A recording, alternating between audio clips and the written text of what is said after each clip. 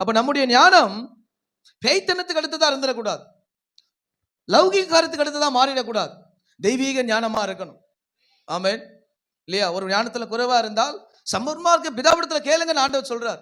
எதை உங்களால ஹேண்டில் பண்ண முடியல, எதை உங்களால கேர்ஃபுல்லா ஹேண்டில் பண்ண முடியல, ஆண்டவர்கிட்ட கேளுங்க. அப்பா இதுல எனக்கு ஒரு ஞானத்தை கொடுங்க, இது எப்படி கத்துக்கணும் ஞானத்தை கொடுங்க, இது எப்படி நான் ஹேண்டில் பண்ணணும், இது எப்படி நான் டிராவல் பண்ணணும், இது எப்படி என்னால மேற்கொண்டு வர முடியும், என்ன பண்ணணும், ஞானத்தை ஆண்டவர்கிட்ட கேட்டா நிச்சயமா அவர் நம்ம கொடுப்பார்.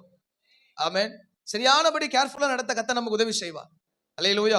அப்ப ஞானமானது அவர் நம்ம கொடுக்கிற காரியம். அப்ப துர்ச்செய்தியா இருந்த தன் ஜனத்தினுடைய வாழ்க்கை என்ன பண்ணிட்டா, நற்செய்தியாய் மாத்திட்டான். ஆமென். அப்ப உங்கள் வாழ்க்கையில் இருக்கிற துன்பங்களை நன்மையாய் மாற்றுவதற்கு தேவ ஞானத்தை நீங்க ரொம்ப கேர்ஃபுல்லா ஹேண்டில் பண்ணணும்.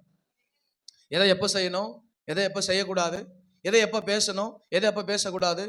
அதனாலதான் ஆண்டவர் ஒரே ஒரு வாய் கொடுத்தார், 2 காது கொடுத்திருக்கிறார்.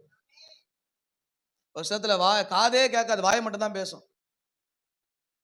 ஆண்டவர் 2 வாய் கொடுத்திருந்து 1 காது கொடுத்திருந்தா பரவாயில்ல, 2 காது கொடுத்திருக்கிறார், 1 வாய் தான் கொடுத்திருக்கிறார்.